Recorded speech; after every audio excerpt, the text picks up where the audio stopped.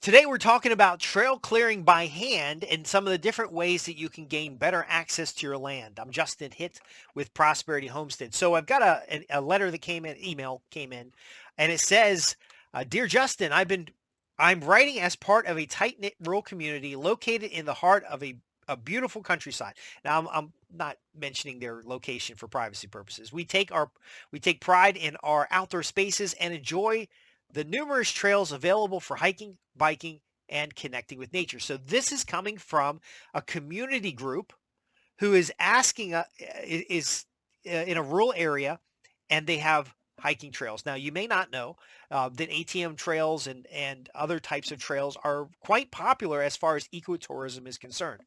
So they continue. However, some of these trails have fallen into disrepair due to a limited resources and a lack of maintenance. We want to contribute to the effort and revitalization of these trails, making them safe and enjoyable for everyone. See, that's a common problem. The thing about trees is that they just keep growing. And so if you don't maintain your trail. So here we go. Can you provide us some guidance on community-led trail maintenance initiatives? We're interested in learning about practical strategies, available resources, and the best practices to ensure long-term sustainability. Thank you for your support. Sincerely, Lisa. Now, again, community-based trails. So here in Martinsville, Virginia, we have the Dick and Willie Trail. It is an incredible trail system. It's actually paved trails, which I don't always like paved trails, but as far as accessibility is concerned, it provides the widest element of accessibility. We're also near the Appalachian Trail, and there's other trails like when I was a scout, we used to hike the C&O Canal Trail. Now, for this particular, at least in this case, um, a community trail, especially a rural community, you have to be very clear about what you want this trail to do. So there's a nature trail that we worked on here as part of the Master Naturalist group. So I'm a Master Naturalist, and we went and planted native plants. And what ended up happening is the native plant, it was a dog walking trail, and the connection wasn't quite there. But what ended up happening is over time, the commercial management of the space, using string trimmers, just wholesale mowing, keeping the trails mulched, in this case, actually killed off all of the native plants that we planted. And in some cases, and you can tell this by the little plant labels getting all ripped up, is that there was a disconnect between the installation of native wildflowers, native plants, and then the long-term maintenance of the trail itself. So if it doesn't say in this letter whether this is a community trail sponsored by the city or on private property or part of a park system. But it's very important for you to connect with the people who will be maintaining the trail, whether it's city workers or it's a lawn company, so that the trail is managed in accordance with the original design of the trail. Now, with that said, it sounds a little bit like you may have volunteers, because when anybody says community led, it's usually a volunteer board. It's usually volunteers to go out and maintain the trail. You want to be looking towards the Boy Scouts, the Girl Scouts. You want to be looking towards civic organizations. You want to be looking towards your naturalist groups, your bird watching groups, and then you want to establish the context in which the trail should be managed. Because a lot of times what will happen when people clear trails by hand is they're going to go through with a chainsaw, they're going to go through with different saws and different things. And we have a video that I'll link to in the show notes about how to clear trails, but they'll do it in such a haphazard way that they're leaving little nubs on trees, or they're cutting trees in the wrong way and damaging those trees. Or in the case of this dog walking trail here at the Smith River, they might be mowing over plants that were specifically planted in areas to restore habitat. So you've got to have a clear plan about what the trail is. And now when we help a community do this, they're going to have some sort of charter. And that charter is going to establish both what the trail is, why it exists, because some of these trails are dedicated to families who might be funding the maintenance, and then of course a maintenance plan. I have seen very few trail designs that had a maintenance plan. The maintenance plan is what solves this problem of how do you keep the trail maintained? How do you keep it in proper working order? We worked on a trail here. It was a tree identification trail that was part of a Boy Scout Eagle project. And he actually had I wrote the brochure for the trail that had the tree identification guide, kind of a scavenger hunt setup, and he had nice placards on the individual trees. And then the trail maintenance, there was a very clear footpath trail. The trail maintenance was done by his scout plan, and he would revisit it. And so other scouts would come in later and manage the trail. But overall, the trail maintenance was primarily keeping the low hanging branches from crossing the trail or from it overgrowing the trail. And then, of course, anywhere the trail was near water, to make sure there was proper bridging and clarity in the trail path so that people walked over the trail path rather than moving the trail through the woods by coming off the path. Now, the Dick and Willie Trail that's maintained by the city of Martinsville is a really well done trail that actually has a paved path, but the paved path's in the middle, and then there's enough margin on either side to run larger mowers through. So they're able to basically clear cut a very wide trail. It's large enough to take several vehicles through. They don't take vehicles through it. There's gates to keep people from doing that. But the trail is designed to be maintained with heavy equipment because, again, it's the city got to maintain it, and the city has heavy equipment. So again, if your trail's fallen into disrepair, I would recommend a marketing initiative that stresses the importance of the trail, why the trail exists, some of the opportunities that are aligned with nature hikers, bird watchers, other groups like that. Then you can tie into one of their initiatives to start putting up bird houses, for example, bird habitat. It might be important to put in some shelters along the way if you're having an older demographic who's trail hiking. You may want to have shelters. Again, I don't know how long their trails are. They did not mention the specific trail that they're working on. Now, they take pride in their outdoor spaces and enjoy numerous trails available for hiking, biking, and connecting with nature. So a bike trail is different than a hiking trail. I used to bike in Newport News on a bike trail that was probably, if you put your arms straight out, that's how wide the trail was. And so that was significant for mountain bikes going a moderate speed. But in areas where it went down slope, the trail was probably 2 or 3 times as wide. When you're cutting trails, you have to be mindful of erosion. So a biking trail is going to be a lot different than a hiking trail. Somebody on foot can walk different pace, different. They can go over obstacles much better. A lot of biking trails do need hard-scaped bridges. So they need a bridge with planks on it that sometimes go across the bridge this way rather than this way, so that they can get across the bridge smoothly. You may need wider paths at the bridges for a biking trail in case you have both hikers and bikers.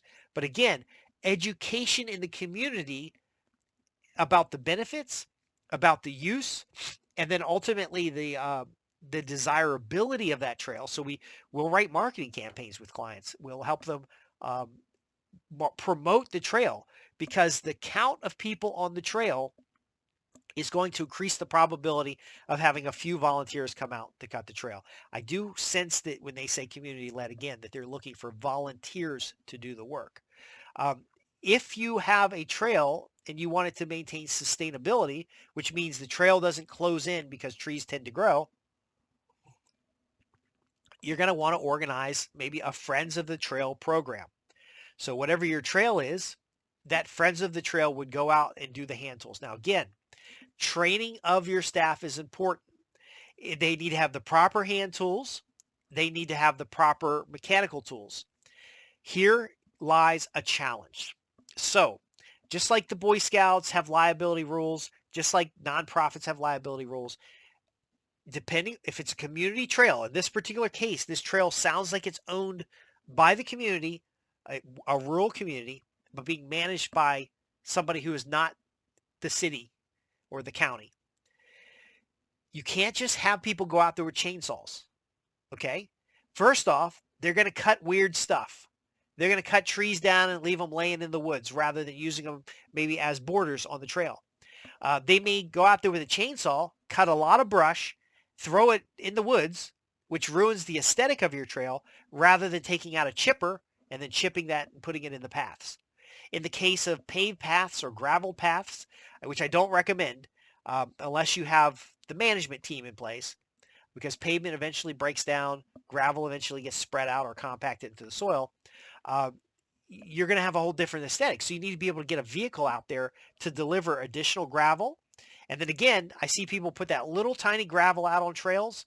It's no good. For example, on a bike trail, that little tiny gravel, the bikes get all stuck in it. Now, if you're using like number 357 or number 57, that might be too big of a rock if it's deep. Again, there's a lot more to consider than just sending a bunch of people out in the woods to clear the trail. I know on the Smith River Trail, we went in there and planted hundreds and hundreds of native plants, and some of them survived, most of them didn't. The whole entryway was beautiful, and then I noticed now, probably 5 years later, that the city maintenance has pretty much cut out the majority of the shrubberies and bushes and the pollinating plants. Now, there's a big sign there. I love signage. There's a big sign there at the entry that explains what these plants are and what their benefits are. But again, maintenance workers don't read signs. They're busy. Think about it. If you got to mow 100 acres because they're managing it through mowing rather than managing it through other means, you're not really going to read all the signs. You're going to go in there with a gas-powered string trimmer. You're going to go in there with a riding lawnmower or tractor, and you're done. Now, with that said, you can maintain wider trails that allow sunlight to get on the ground with a flail mower, because many of these wider trails, they'll have the shrubbery come up, and you can maintain those trails, but you do need to designate where people walk. Otherwise, they'll walk all over the goddamn trail, and they'll cause footpaths and other issues that are not as valuable. Now, when most people talk about hand clearing trails, they're thinking about going out there with a handsaw and an axe, and you can only cover so much trail at a time. So in the case of a long trail, you want to plan your activities based on the mile markers. So you may have a team that gets together on mile marker 5, and you're going to clear from 5 to 7. And your team is going to have all the equipment show up in advance, and they're going to show up and they're going to get a quick briefing, and they're going to get working on the trail. I understand that volunteers don't work as hard as those folks who are being paid to do the work, but the folks being paid to do the work don't work hard at all if they got to do it all the worst manual way. So volunteers might work slowly and hand clear a trail, but your paid staff, you need to mechanize that stuff. When you mechanize it, you can still have problems. A lot of folks with those chainsaws on the end of a stick, they'll cut up too high, or they'll scrape and damage the trees. And then you end up with dead trees on your trail, which eventually fall over. A lot of times chainsaws and mechanized items are necessary. So in this case, what you can do is, if you have a volunteer crew, you can actually send a more qualified paid crew through first. And that crew, of course, have insurance. They'll have the proper safety equipment for using chainsaws and other things. And then those folks go through and they maybe cut the trees that cross the trail and move them off to the side. And then they go through and take out the big branches so that your volunteer crew is mainly working on aesthetics. It's a little more complex than a lot of people think it is. And Lisa, I appreciate you asking this question. If you want to work specifically one-on-one to discuss this, we can, because I can look at a satellite, for example, to see your trail over time. Sometimes trails, you want canopy enclosure. So maybe you have a 13-foot wide trail that's grass right now because you've got a young forest, but later you'd like to have that canopy enclosure. You can go from foot trails and grass, because people walking broadly on the grass isn't going to hurt the grass. But when they start channeling a trail, you kind of want the overhead. Another thing about trails is that four-legged animals tend to walk on contour, where two-legged animals tend to walk wherever they feel like it.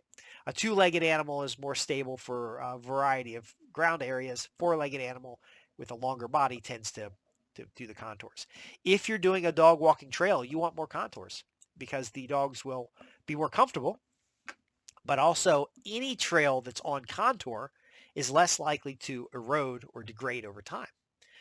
So again, what's the purpose of the trails? Community involvement comes from awareness. Tie the benefit to specific associations or groups that already exist because they have members to come out. You may want to break up the management and maintenance. So maybe every 3 months you have a professional team come through and clear the trail. And then every month or so, you have special activities on the trail, which includes trash pickup and, cleaning the trail and such and such. And then again, if you have, when you're talking about sustainability, um, everything from where you place your signage to where you place your trash cans can make a big difference because, again, any of that kind of stuff requires maintenance as well. If you have additional questions about clearing trails by hand or clearing trails for ATV or clearing trails for biking and hiking, be sure to go to www.prosperityhomestead.org. Uh, the reason we talk about clearing trails is because on a small farm or a homestead, you might have a trail system that you're using as an additional income stream, or you may have a trail system that you're using to access paddocks and animal areas. And so the same concept works there as well. However, you may also have nature trails within your city that improve the walkability and the desirability of your community. And so if you have questions about any of those, visit us at www.prosperityhomestead.org. And I'm Justin Hitt with Prosperity Homestead. I hope this has been a useful format for you. I'm looking forward to additional questions. I'll see you next time.